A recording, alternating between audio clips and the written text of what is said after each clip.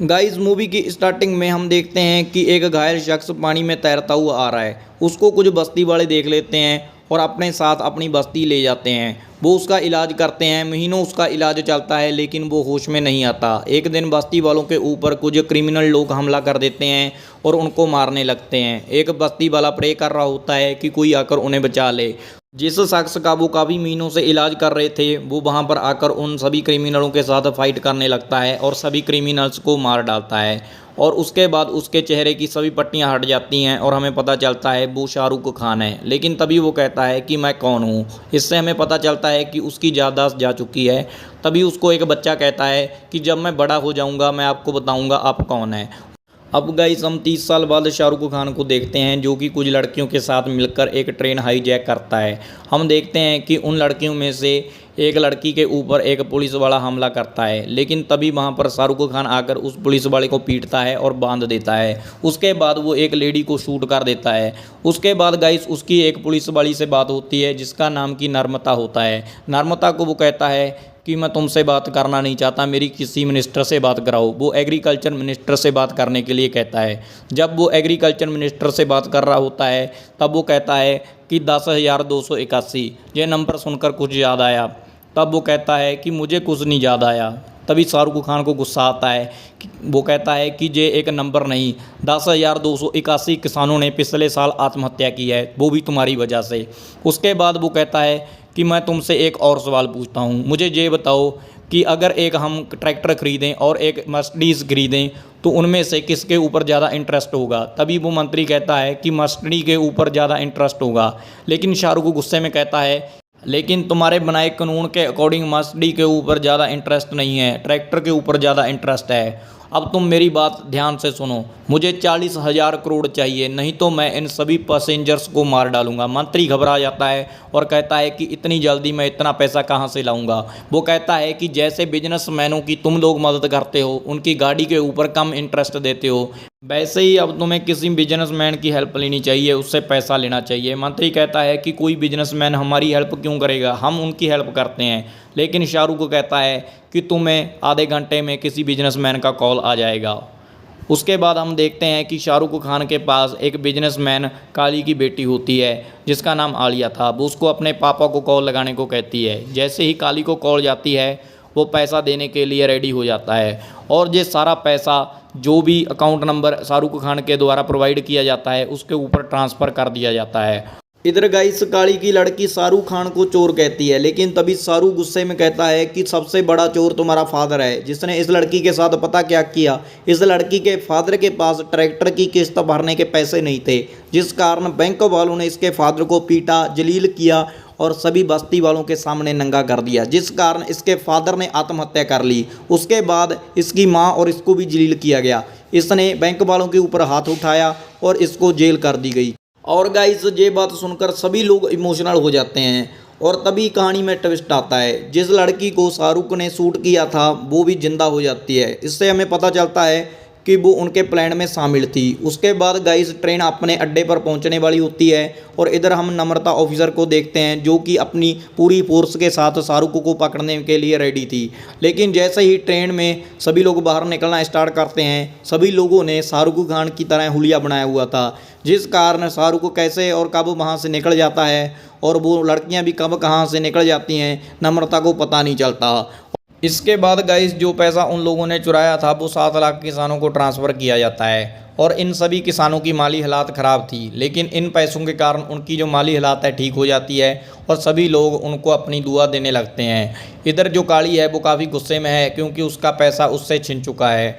तभी नम्रता उसके पास आती है और वो कहती है कि इस क्रिमिनल के इरादे मुझे कुछ ठीक नहीं लगते, क्योंकि अगर इसको आपसे सिर्फ पैसा लेना होता आपकी बेटी को किडनैप करता, लेकिन इसने बहुत बड़ा तमाशा किया है, इसके इरादे कुछ और हैं। जैसे ही काली की बेटी काली के पास आती है वो काली को कहती है कि उसने आपके लिए मैसेज भेजा है। वो उसको कहती है कि विक्रम राठौड़। ये बात सुनकर वो काफ़ी गुस्से में आ जाता है। इधर हम वो लड़कियां देखते हैं जो शाहरुख खान के साथ ट्रेन में थी। ये सभी लड़कियां एक जेल में रहती हैं और इस जेल का जेलर शाहरुख खान है जिसका नाम आज़ाद है। आज़ाद को इस बात के लिए सम्मानित किया जा रहा है कि वो इस जेल में रहकर बहुत ही अच्छे से कैदियों का ख्याल रखता है। अब गाइस हम एक सेहत मंत्री देखते हैं जो कि भाषण दे रहा है कि सरकारी अस्पताल में सभी सुविधाएं मौजूद हैं जिससे कि व्यक्ति की जान बचाई जा सकती है। वो कहता है कि अगर मुझे गोली भी लग जाए तब भी मैं अपनी जान सरकारी हॉस्पिटल में बचा सकता हूं। शाहरुख की टीम में से एक लड़की उसके ऊपर फायर कर देती है।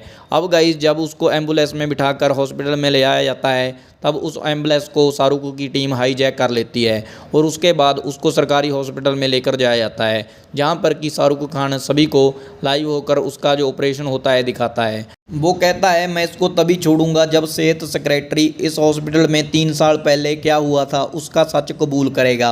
अब हम सेहत सेक्रेटरी को देखते हैं जो मीडिया में बयान दे रहा था कि आज से 3 साल पहले 50 बच्चों की जान मेरी वजह से गई, क्योंकि मैंने इस हॉस्पिटल में जो गैस सिलेंडर थे, ऑक्सीजन सिलेंडर थे, प्रोवाइड नहीं किए थे और मेरी इस गलती का इल्ज़ाम मैंने इस हॉस्पिटल की एक डॉक्टर पर लगा दिया था जिसको कि कोर्ट ने 2 साल की सज़ा भी कर दी थी। इसके बाद गाइस शाहरुख खान कहता है कि तुम्हें एक और डिमांड मेरी पूरी करनी है। जिन हॉस्पिटलों में व्हील चेयर, गैस सिलेंडर, किसी भी चीज़ की कमी है उन सभी हॉस्पिटलों में ये सामान मरीजों के लिए 15 घंटे के अंदर पहुंच जाना चाहिए, नहीं तो मैं इस शख्स को मार डालूंगा। उसके बाद गाइस वो लोग घबरा जाते हैं कि वो सेहत मंत्री को ना मार दे, जिस कारण वो सभी हॉस्पिटलों में ये सभी सामान प्रोवाइड करा देते हैं।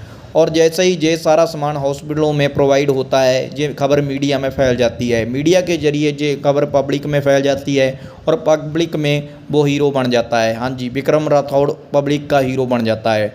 उसके बाद वो नम्रता से बात करता है कि हमें निकलने के लिए एक हेलीकॉप्टर की ज़रूरत है, हमें एक हेलीकॉप्टर भी प्रोवाइड करो।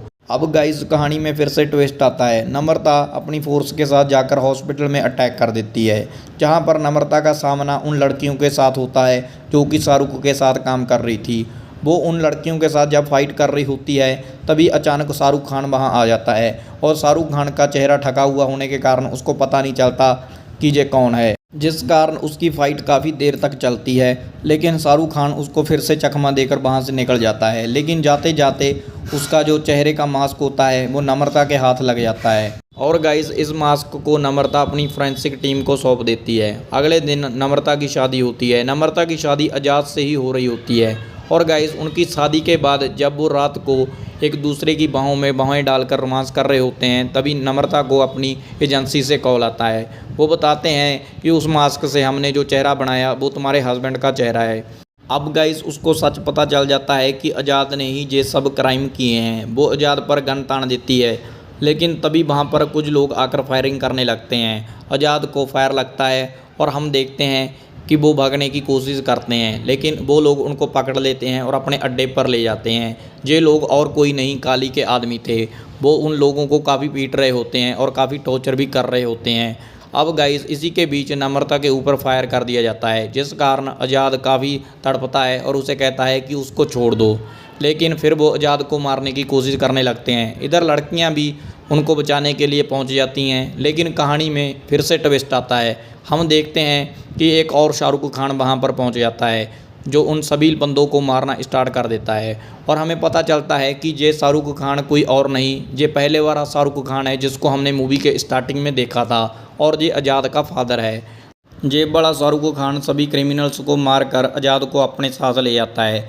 इधर नम्रता को उसी सेल में डाल दिया जाता है जिस सेल में उस लड़कियों को रखा गया है। इस सेल में नम्रता काफ़ी गुस्से में होती है और कहती है कि आज़ाद ने मेरी ज़िंदगी बर्बाद कर दी। मुझे नहीं पता कि तुम लोग आज़ाद के इतने गुण क्यों गाते हो। गाइस तभी एक लड़की कहती है कि आपको आज़ाद के बारे में पता करने से पहले उसके फादर विक्रम राठौड़ के बारे में पता होना चाहिए। विक्रम राठौड़ एक आर्मी ऑफिसर था जो कि अपनी टीम के साथ एक मिशन के लिए गया था, लेकिन जब वो लड़ाई कर रहे थे तब उनके हथियार काम करना बंद कर दिए, जिस कारण विक्रम राठौड़ के साथ जंग में 27 जनों की जान चली गई। विक्रम राठौड़ जंग तो जीत गया, लेकिन 27 लोगों को अपनी जान गंवानी पड़ी।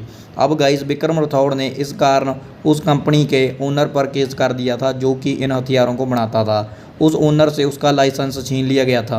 अब गाइस रात के वक्त जब विक्रम राठौड़ अपने घर में होता है तब कुछ लोग आकर उस पर हमला कर देते हैं और इन लोगों का जो लीडर होता है वही होता है जो कि उन हथियारों को बनाया करता था। वो शाहरुख को काफ़ी पीटते हैं और उसके बाद उसकी पत्नी को धमकाने लगते हैं, लेकिन उसकी पत्नी 2-3 लोगों को मार डालती है जिसके कारण उसको जेल हो जाती है। और इधर हम देखते हैं कि शाहरुख को भी वो लोग मार डालते हैं और गाइस उन हथियारों को बनाने वाला जो ओनर था उसने उसकी पत्नी को भी फांसी की सज़ा दिला दी थी।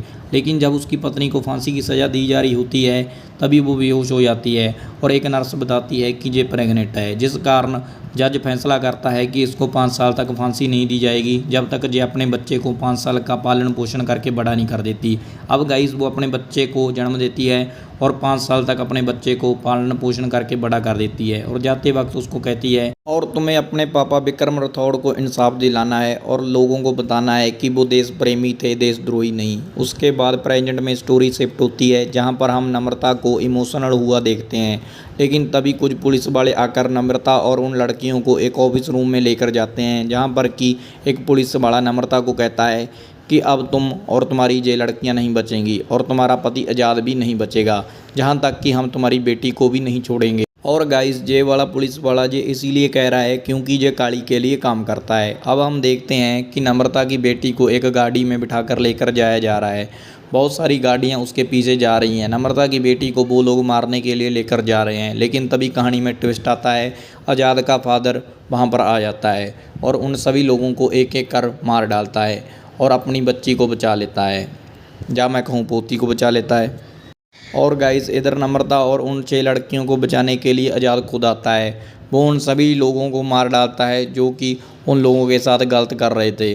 अब हम देखते हैं कि इस जंग में नम्रता के साथ एक जो लड़की होती है वो घायल हो जाती है और उस घायल लड़की को आज़ाद अपने अड्डे पर लेकर जाता है। इस अड्डे पर हम उन सभी लोगों को देखते हैं जो कि आज़ाद के साथ जंग में मौजूद हैं। आज़ाद का पापा, वो 6 लड़कियां और गाइस उसकी पत्नी, जहां तक कि कुछ अदर फोर्स वाले भी।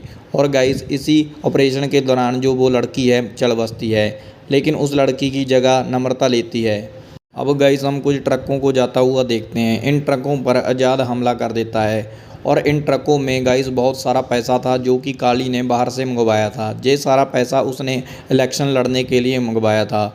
लेकिन शाहरुख खान इन सभी ट्रकों पर कब्जा कर लेता है और जो लोग भी उनके सामने इस ट्रक को रोकने की कोशिश करते हैं उन सभी लोगों को वो मार डालते हैं और इन ट्रकों को हाईजैक करके वो एक जेल में ले जाता है, जिस जेल का वो जेलर हुआ करता था। लेकिन गाइस इधर काली उसके पापा को किडनैप कर लेता है और अपने अड्डे पर ले आकर उसको काफ़ी टॉर्चर करता है। वो उसके साथियों को भी टॉर्चर करता है और उनसे पूछता है कि आज़ाद कहाँ है, लेकिन वो सभी उसको कहते हैं कि हमें नहीं मालूम। उसके बाद हम देखते हैं कि इधर आज़ाद दोबारा से जेल में लाइव होता है और कहता है कि मुझे एक और डिमांड पूरी करवानी है। लेकिन एक पुलिस वाले से उसकी बात होती है जो कि संजय दत्त होता है। संजय दत्त को वो कहता है कि मुझे एक पेपर पर साइन चाहिए। और गाइस इस पेपर पर ये लिखा गया था कि जिन फैक्ट्रियों की वजह से जान माल का नुकसान हो रहा है उन सभी फैक्ट्रियों को राष्ट्रपति बंद करेगा। लेकिन संजय दत्त पूछता है कि राष्ट्रपति तुम्हारे कहने पर साइन क्यों करेगा। तभी वो कहता है कि मेरे पास वोटिंग मशीन है, अगर उसने साइन नहीं किए मैं इन सबको जला दूंगा। और गाइस इन दोबारा मशीनों को ईजाद करना बहुत मुश्किल था, इसीलिए राष्ट्रपति साइन कर देता है। लेकिन गाइस इधर राष्ट्रपति साइन करते हुए मुस्करा रहे थे, उनको भी इन फैक्ट्रियों को बंद करने की खुशी थी। और गाइस इन फैक्ट्रियों को बंद करने के लिए, ताला लगाने के लिए उन लोगों के घर वाले आते हैं जिन लोगों की जान इन फैक्ट्रियों की वजह से गई थी। लेकिन गाइस इधर आज़ाद के पास उसके पापा को लेकर काली पहुँच जाता है और उनको धमकाने लगता है और उनके साथ मारपीट करने लगता है। वो उसके पापा को काफ़ी पीटता है लेकिन उसके पापा कुछ भी नहीं करते। इधर जो उसका बेटा आज़ाद होता है काफ़ी तड़फड़ा होता है, लेकिन जब वो उसके ऊपर बार बार खाली गन से अटैक करता है तब उसको अपनी याददाश्त वापस मिल जाती है। इस कारण वो दोबारा से काली को पीटता है और काफ़ी बुरी तरह जख्मी कर देता है। लेकिन इसी फाइट के दौरान काली का एक और बंदा उन दोनों के साथ झगड़ने के लिए आ जाता है। ये वाला बंदा उन दोनों पर काफ़ी भारी पड़ता है लेकिन वो इसको भी हरा देते हैं। और लास्ट में गाइस काली को पकड़कर उस सेल रूम में लेकर जाया जाता है जिस सेल रूम में आज़ाद की मां को फांसी दी गई थी। वो लोग उसके गले में रस्सा डालते हैं और उसको फांसी देने लगते हैं, लेकिन वो कहता है कि मेरे साथ डील करो, मुझे मत मारो। वो काफ़ी घबरा जाता है, लेकिन नम्रता और वो लड़कियां उसको फांसी दे देती हैं और फाइनली उसकी मां को इंसाफ मिल जाता है और मूवी समाप्त हो जाती है। वीडियो को लाइक करके, चैनल सब्सक्राइब करके, घंटी वाला बटन प्रेस करके हमें मोटिवेट करें।